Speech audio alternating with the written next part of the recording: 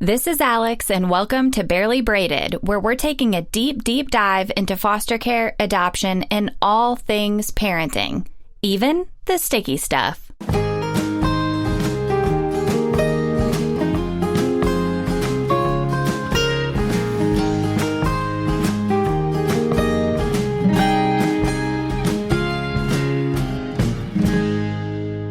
Hello, welcome to episode 28. I know it's episode 28 because we've restarted this podcast like 4 times now. At first I was a little unsure, but now I'm positive. So I am here again with my lovely co-host. I know you all anticipate the episodes where he's sitting here and hanging out with us. Lovely? Lovely. I almost said assistant. My lovely co-host. I'm an assistant. Joel, how are you an assistant? I'm just an assistant. I'm here to help. You assist with talking to me. Yep. So how are things? How was your day? I mean, it was pretty good till, what about 3 o'clock? Mm-hmm. We made a Walmart trip with both of the little people. Mm-hmm. And it was pretty good inside. We got a few cries. Yeah. But on the way home... Yeah, Ari basically lost it for no reason. Like, sometimes it's hard for me to tell what she's upset about because she had a clean diaper, she was fed, probably tired, was my guess. Yeah, but when we put her in bed, when we got home, she didn't go to bed. Yeah. She was up until 6:30 tonight when she went to bed, which is her normal time. Yeah, so for people who may be new to this podcast, Ari is our foster daughter, and Ari's not her real, like, birth given name. That's what we call her on the podcast. She just turned 1, and we've had her basically her entire life. So that's Ari, and then we also have an adopted son named Mr. Tatoes, and he's 1.5. And we've also had him since birth. He's my best friend. He's your best friend. And it's so funny, too, because Joel calls him best friend all the time, like in front of people, in public, at home, just all the time. And so sometimes the daycare providers, like when we go to pick him up from daycare, she'll be like, "Come here, best friend, your mom's here." And she calls him best friend, too. Or I'll hear a, "Hey, good morning, Mr. Tatoes." Yeah. Yeah, it's funny when the daycare teachers pick up on the nicknames we've given the kids. Yeah, I've never heard him say that to anybody else. Yeah, it's pretty cute. So one thing that I really wanted to talk about, because we have talked about this in the past, kind of, is our New Year's resolutions. Well, I guess we talked about our bucket list items, but I am proud to say that I have like halfway accomplished one item on my bucket list. Do you know what that is? No. I'll give you a hint. Oh, you got your tattoo. Yeah. So one of my bucket list items, I really wanted to get a sleeve tattoo. I was kind of jealous because like Joel started to get one, and then even my mom started to get one. And I went in for my first appointment like maybe in November. And I got the top half of my arm done, and it's like a hot air balloon in remembrance of my dad. My dad was a hot air balloon pilot. That was like his hobby, and that's something that I remember as one of like my fondest memories as a child growing up, was like going up in hot air balloons with him and going to hot air balloon rallies. And my brother also got a hot air balloon tattoo, and so I was like, well, I really want one too. So I did that on the top of my arm, and then a few weeks later there was another design of this like falling ballerina with a flower that I really liked, and so I got that on the bottom of my arm. So now I just have to work on like the underside. Yeah, and I got another appointment today to go in like 10 days, I think it is. But shortly, was it 2 days, 3 days after you got the last one? Their building was almost... we thought it could have been destroyed. Yeah, so for people that have been living under a rock, 2nd Avenue in downtown Nashville was bombed by a local weirdo, I guess, on Christmas Day, Christmas morning. I didn't hear it, but Alex's mom and Tom were in town visiting for Christmas, and Tom was sitting on the couch having a coffee, and he felt it. And we're about 13, 14 miles away from downtown, as the road is probably 10 as the crow flies. So our tattoo studio and artist are on 2nd Avenue. They're like literally right there where the bomb went off. Pretty close, right?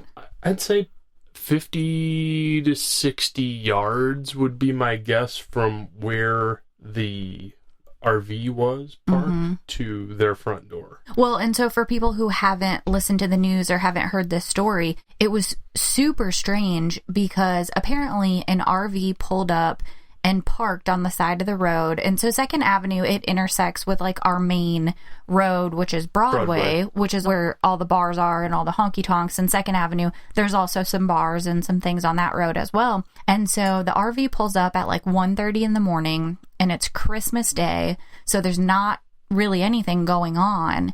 And I guess like a few hours later, it started broadcasting from a speaker system inside the RV. It made some sounds from the RV that made it sound like there were shots fired.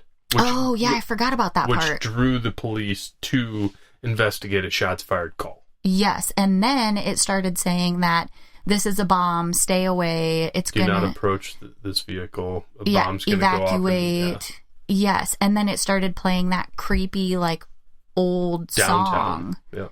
Yeah, downtown. And then starting at, I guess, 15 minutes, it like actually told you in 15 minutes, the bomb will detonate. Yep. And then it would play the music again for a minute, and then 14, it would come on and say it again, and so on and so forth. But yeah. Yes. So in that time, there were, I guess it's reported there were 6 officers that were able to evacuate all the people who lived in apartments or Airbnbs above those buildings and get everybody out. And like there were even some homeless people that were sleeping in the little areas down there, and they evacuated everybody. And sure enough, when it got down to the end of that 15 minutes, it exploded. Shout out to those first responders, because there's a lot of people that wouldn't be with us if they didn't do what they do. Yeah, we watched the video. They released the police cams, and it was eerie, terrifying. Like, this was not a small explosion. How many buildings did it say it affected? 41.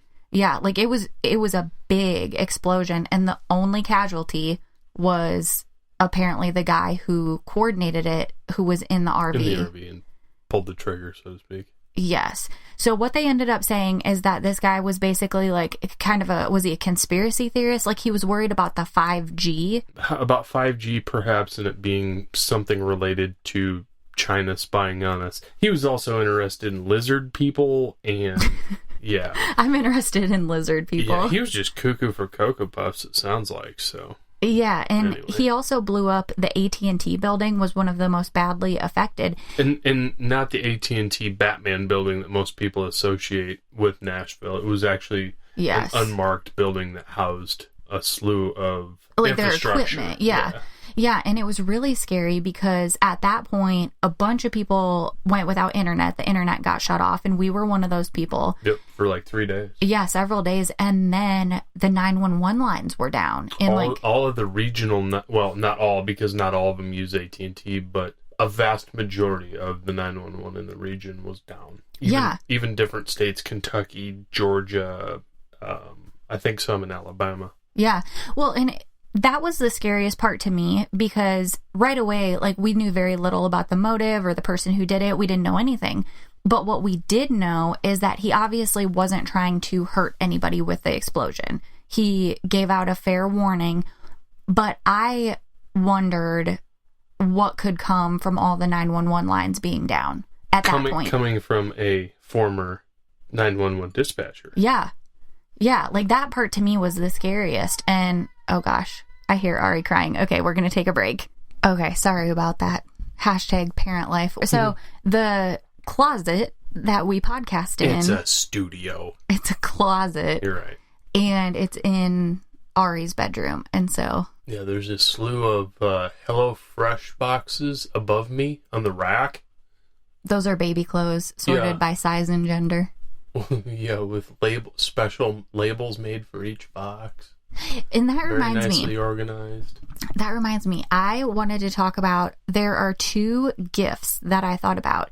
If any of our listeners are looking to buy a gift for a new mother, this could be a biological mother, a foster mother, an adoptive mother. I'm telling you, these are the things that are not thought of, but they have been lifesavers for me. Number 1 is a label maker. I'm telling you, before kids, I really had no use for a label maker. I'm not that organized of a person. After kids, a label maker, like, You do use it a lot for like the sippy cups that go to daycare and all that stuff. Clothes, organizing toys, like all of it. So label maker is number 1. Number 2 is press and seal. And I have used that for a long time. Like that's you turned me onto that. Press and seal? Yeah, I had no idea what press and seal was until I met you. A press and seal is the best kitchen item I have ever had. You're talking about the film, right? Like saran wrap? Yeah. Yeah. I'd never used that. Press and seal is the best. I'd always use that nasty, what did they call it? Saran wrap? Yeah, saran wrap. That was what my mom used, so that's what I used in tinfoil. Vic. So we talked to Vic tonight. Yeah. Yeah, we didn't get to see her on the camera. But she got to see Brooks on the camera. Yeah. How are they doing? I think they're good. They're, I think, shut-ins, so to speak. What is that? They're not leaving their house? No, they kind of hang out with my aunt and uncle, my Uncle Mike and Aunt Pam, and I think that's about it. I think my dad has a couple of other places that he goes for coffee on a daily basis, but I think it's only, he keeps his circle pretty tight. Okay, so in reality, how many times does he go have coffee every day? I think at one point he was with 3 or 4 different groups. What an amazing life. Yeah, drive around a town with 2 stoplights and find your boys for coffee. Like 4 times a day. Yeah. I would live for that type of like life. A 7 or probably like an 8 o'clock group, a 10 o'clock group, a 2 and a 4. So wait, are some of the people in the 10 o'clock group also in the 4 o'clock Yeah, there's group? some crossovers. Ah. Yeah. That just sounds like a wonderful life. My dad's got a birthday coming up, and I want to say he's 72. What are you going to get him? You better not tell. What if he listens to this? Oh, he will. We don't typically get gifts for mom and dad for birthdays, but... Well, happy early birthday, Ted. Ted. Woohoo! Maybe Joel will call and sing to you. Joel has a very nice singing voice. Whatever.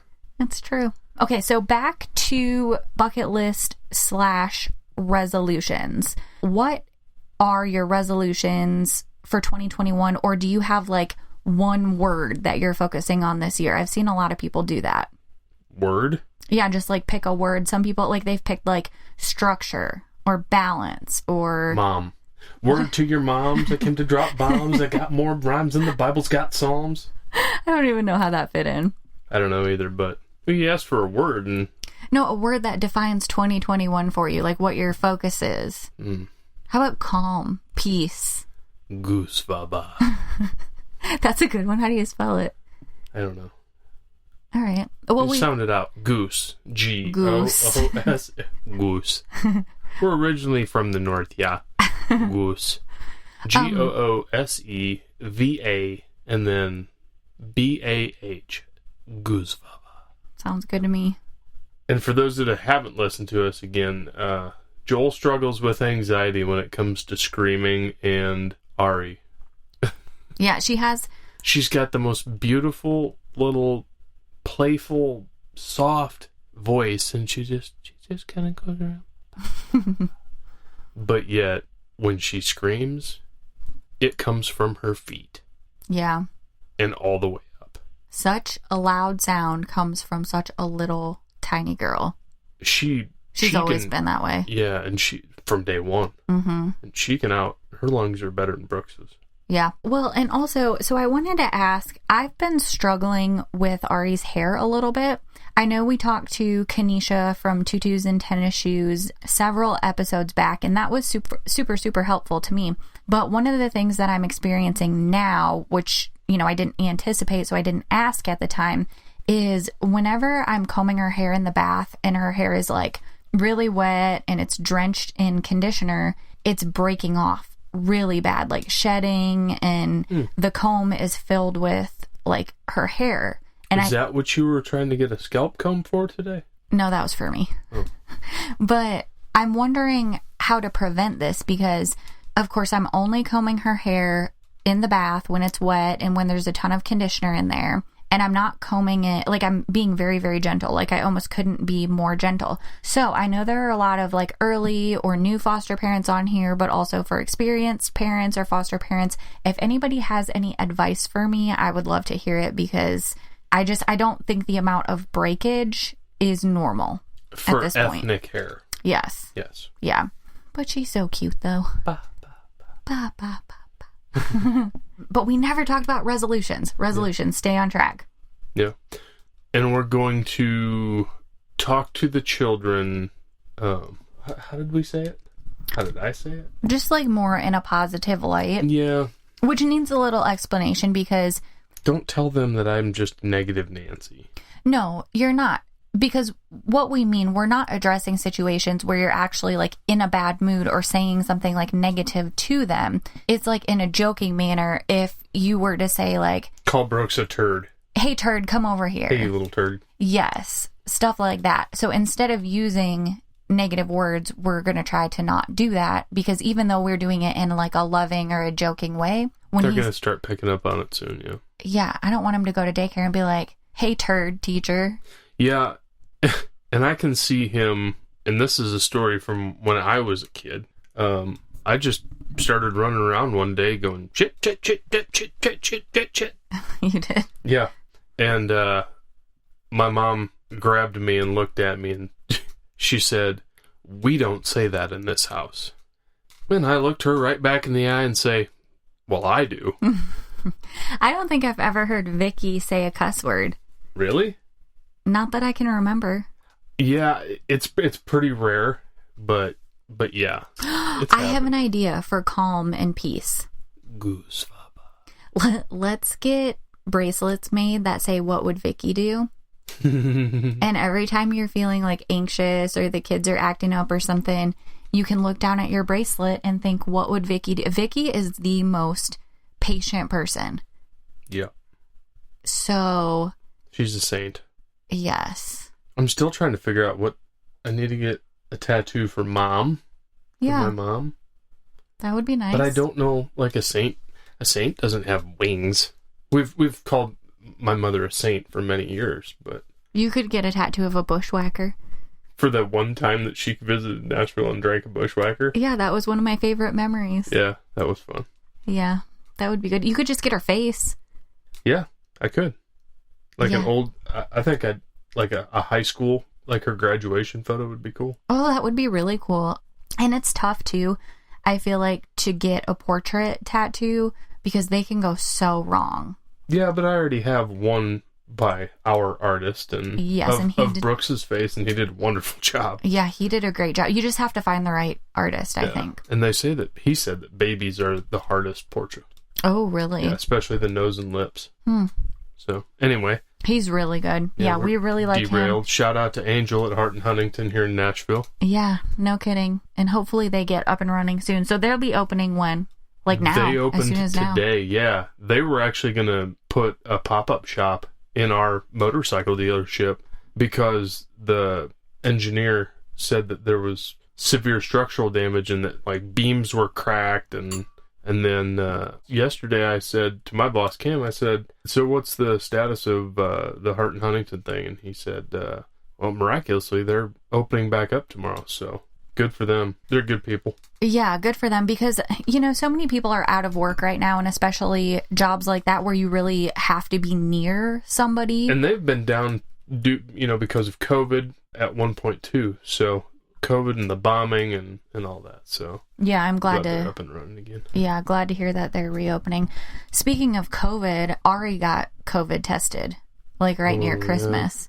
So that was interesting. That was our first COVID test in our family. No, you had a COVID test. I got one back in August. I got really sick for like 3 days. Yes. It wasn't COVID. It was just something. Yep. So Ari started to run a fever. My mom and Tom were here visiting for Christmas, and she was she was so sad and pathetic and sleepy, and her fever got so bad I finally took her in, and they did a car visit. So they came to my car, they gave her a COVID test, and they said it would also test for the flu. Luckily, about an hour later, they called me back and said she's negative for both. And then the nurse was so funny. She was like, hey, I don't want to be a creep, but I just wanted to let you know that I really liked your car. And I'm like, oh, thanks. Like, I really like it too. I would definitely recommend it. And she was like, okay, cool. I'm in the market for a new car, so I'm just going to go ahead and go test drive one. So that was pretty cute. Yep. Pretty cute. So anything new in Ari's case, I guess, since the last time? I really don't think so. It's really been kind of status quo for a good, somewhere between 3 and 6 months, I'd say. Just kind of Nothing going there, on. nothing progressing, nothing regressing. Yeah, there were a few situations in the last couple months that I wanted to talk about. Now, this is for new foster parents or prospective foster parents, because this is about to show you some of the sticky stuff. Not necessarily sticky stuff, but like kind of inconvenient situations that happen and are also unavoidable. So the kids need to see a dentist once a year, and that starts at 1 year old. So even though she had like 2 teeth at the time, we had to take her to a dentist. Well, Joel took her to the dentist. So how did the dentist appointment go? It was kind of weird. Really? Yeah, it was just weird.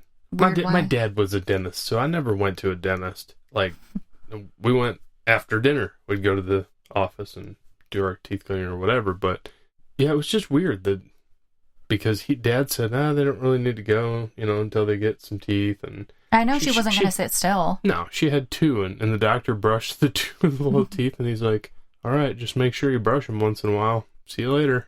Yeah, not a whole lot. By the time there. I got in, I was literally there for 5 minutes. Yeah, so before that dental appointment, I wasn't sure which form needed to be filled out by the dentist that we would return to DCS. So I found the one that I thought it was, and I emailed it to her caseworker and said, hey, is this the correct form? He emailed me back and said, yes. So that's the form I sent with Joel. That's the form that Joel had the dentist fill out. And I sent it back to the caseworker after it was finished. And he was like, yo, that's not the right form. Did you even look at it before you sent it back, bro? Well, and I'm like, I wanted to say, hey, I asked you this 3 days ago and you told me it was the correct form. But then I also didn't want to be rude. So there's that. You don't like to be rude.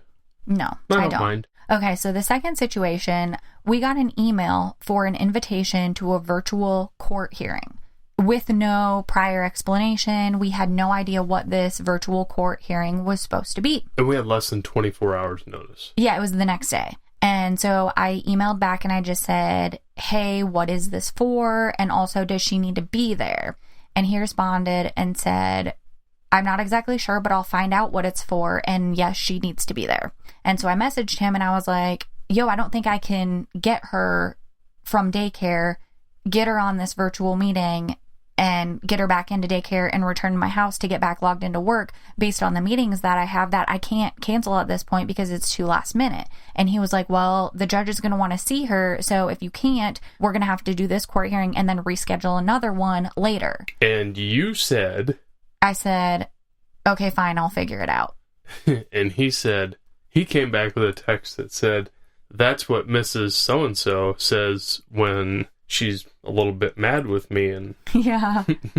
Yeah, it was pretty funny. But I was irritated because I'm like, less than 1 day notice is not, it's not fair. We and then it started circulating through the email chain that they're like, we already had this meeting back in August. Mm-hmm. Right? So we showed up to it. So Alex IM'd me while we were both working. And she's like, hey, we should log in just to make sure, we don't want to be the only ones that don't show up. Mm-hmm. So we both logged in, and sure enough, the judge is sitting there. Her GAL was there. Her guardian ad litem. I think Roger might have been the only one that wasn't there. Yeah.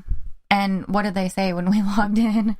They're just like, oh, well, I guess maybe we did have this hearing back in August, so we'll see you guys in like January or February. Yeah, they're like, you're free to go. And we're like, okay, thanks. It's so frustrating because one hand often doesn't know what the other's doing, and I think there's a lot of good people involved in this foster system, and it's not just here in Tennessee. You hear about it everywhere.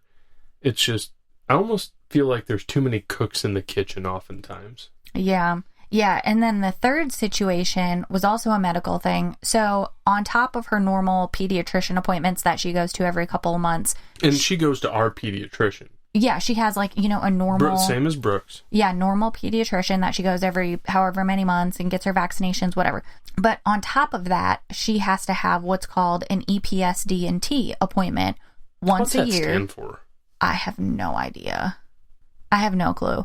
But she has to have it once a year, and there's only one clinic. One provider. That can do it. And so we've been doing this for several years, and we know it needs to be done. So we scheduled that appointment. I took her. The doctor was very nice. I mean, she kind of knew the drill, and I was like, she goes to her pediatrician. We don't really need anything. Is everything fine? And so we had her fill out that medical form as well. When we were finished, we sent it back to her caseworker, and her caseworker responded and said, that's not the correct provider. This location can't do these type of visits anymore.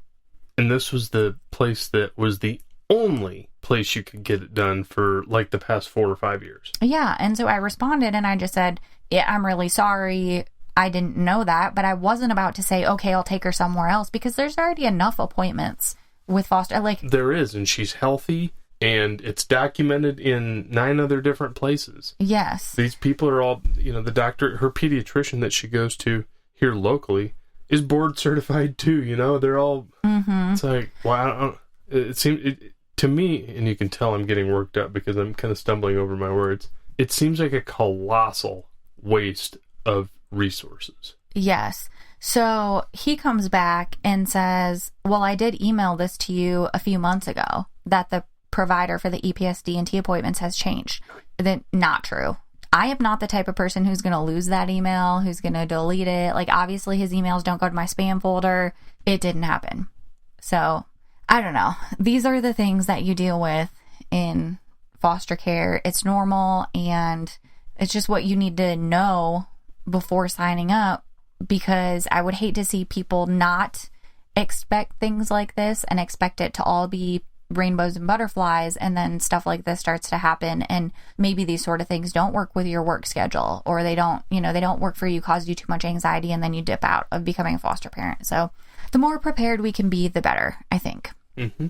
So what are you drinking, Joel? Is it Quality House again? Yeah, and I have a bunch of bottles of different stuff down there because I like to experiment and taste different stuff. But I was coming back to Old Faithful, especially when we're podcasting. They sponsor us and all. Give us all those dollars. All those royalties. Yeah. So there was another kind of like serious topic that I feel like we should talk about, and I don't really want to, but I think it also should be said. The Instagram message I received. Oh, yeah. That was dirty. Yeah. So a couple weeks ago, Joel was out of town, and it's pretty rare that one of us goes out of town without the other. So I was home with the kids, and I get a message on my personal Instagram account, not my Barely Braided Instagram account, but my personal one. And it was from a profile I didn't recognize. It was pretty obviously a fake. They had one follower and followed one person. Yes, and a cartoon for a profile photo. And so the message said, I hope your N-word children get killed by the cops. That's exactly what it said. Mm-hmm. And I've never received a message that affected me as much as this one did. I was sitting in a hotel room in Denver just dumbfounded. I didn't know what to think or do, because I don't go out of town very often, and I didn't know, does somebody know that I'm out of town and it takes to screw with her, or it takes a real psycho to send a message like that. A real bottom feeder. Yeah, and if they're psycho enough to send a message like that from a fake Instagram account, I mean, obviously, what are they capable of? Exactly. And also, to what extent does this person know me? Because I don't post photos of Ari on my personal Instagram account at this point. And so obviously this person knows me or has seen me and her. Or knows me. Yeah. Or you. Because I do post sometimes. Yeah. In some capacity. And that freaks me out. So I really wish there's some sort of like smart hacker computer guru that could take an Instagram profile. Yeah. So if anybody out there is one of those people. Yeah. Feel free to reach out, and we'd be interested in knowing. I would compensate you. Yeah, who did that? Because that's lowest of the low. It really is. Like, if a thought like that ever even crossed my mind about anybody in this world, I would question my own sanity and sign into a mental health hospital or institution. I can't even imagine that thought being in someone's head, let alone going to the lengths to type out a message and send it to somebody. No. Funny, happy sidebar note. You're using an Amazon box as your desk. Yeah, so we only have one chair in the podcast closet, And I get to use it. And Joel's using it. So I'm sitting on the floor with my glass of wine and my Amazon box that's holding my keyboard and my mouse. So, what are you looking forward to most in 2021? I think most looking forward to is hopefully Ari's case is... Resolved. Yeah. One way or another. Permanency for her. Permanency for her. Yeah. Yep. You know what I'm looking forward to? No masks. Oh, yeah. I hate masks. Yeah, that'll be nice. Definitely looking forward to that. What are you looking forward to, babe? I'm looking forward to learning everything I possibly can about the stock market. Oh, yeah. You went down the rabbit hole on that one. Yeah, this is my recent hobby. How do you feel? It's hobby of the week. Not even of the week. I'm going to stick with this. Okay. How do you feel being married to a swing trader? I thought you were about to say being married to a swinger, and I was like, I didn't sign up for that. I'm a swing trader. I don't know what that means. I have a Robinhood account. It's got a couple $100 in there, and that's what I do. I feel like the stocks that you choose, though, typically do pretty well. I guess. So what stocks or which businesses are you expecting to soar in the next month or two? I really don't know. I just bought a couple pharmaceutical ones the other day. That's all I know. I don't know what they make. I don't know nothing about them. I just read an article that they might be a hot trend. Yeah, I feel like there's two ways to go about it, or maybe a combination of two ways. But I really have enjoyed learning how to analyze the charts and look at 16 different types of charts and, predict the upswing. But really, I kind of feel like the better way to do things is to research the company and find out what's going on with the company. Are they releasing earnings statements? Are they planning some new big reveal? Are they consolidating? Are they merging? Are they acquiring other businesses? I feel like that is a better telltale sign about what's going to happen than staring at a compilation of numbers all day. I don't know. You want to know what I'm really excited about today? What? Over the last, 48 hours, we each said something about going somewhere and maybe taking the kids and getting out of town for a weekend. And then Gammy swooped in today and said, well, I'll fly in. Yeah, she, we didn't even ask. She just offered. Yeah. So Mommy and Daddy are going to take a little 3.5-day trip sometime in February. And she's going to watch the babies. Yeah, I'm excited. Me too. I'm just ready to get out. I mean, I feel like we've been cooped up in these. Our lives really haven't changed a lot except for you working from home. Which I don't mind. But I still feel like I'm cooped up. Yeah. Because we don't get to go to live music anymore. We don't get to... We have been going to so many live shows since the day we met. And we've had such cool opportunities. We've seen so many good people. And what was the last show we went to? I think it was the Troy Gentry Memorial, the second annual memorial. I was going to say that. We went to. That would have been in February, and we went into lockdown 3 weeks after that. Yeah, we've been to 2 of those, and I really enjoyed both of them. You probably don't think they'll do it this year, huh? I don't think they'll do it this year, no. We also had tickets to Alan Jackson in the fall of last year, and they rescheduled it until May, which probably still won't happen. Nope. Probably won't. What a bummer. Yeah. It sucks seeing all your friends out of work, too, because, we know some of the artists, and we know a lot of their crew. Lighting guys, sound guys, managers, stuff like that, and they're all not working, which stinks. Yeah, I think that's the one thing that everybody can agree on, is that they're ready for concerts to kick back up. And I just don't find the virtual concerts even close to compare. I'll buy tickets and watch them, to financially support these people, but I'm really not that interested. I would much rather go to a live show. Yeah, for sure. But good news for the artists. Steve, my buddy that manages a couple of acts that have been fairly prominent over the years, and one of the gals just did a live Christmas show and sold 8,000 tickets. Live, meaning virtual. Yeah, virtual. Just got on drove to a studio close to her house in Texas, and they did a live stream, and she sold a slew of tickets and made a good living for, Good. Yeah, that's awesome. So, yeah, that's cool. It's cool to see how they've adapted, but, there's a lot of the guys, like the support guys, like, the guitar players and the drummers and the stuff like that drive an Uber and picking up Instacart and stuff like that, which, good thing for those people, too. Yeah, no kidding. So, let's say tomorrow the world went back to normal. Which two bands or musicians would you most like to see? Ooh, good question. I really don't know. You could probably think of more than two. I always love Randy Houser. He puts on a good show, and his voice is just freaking amazing. Mm-hmm. I'd go see Garth again in a heartbeat. For sure.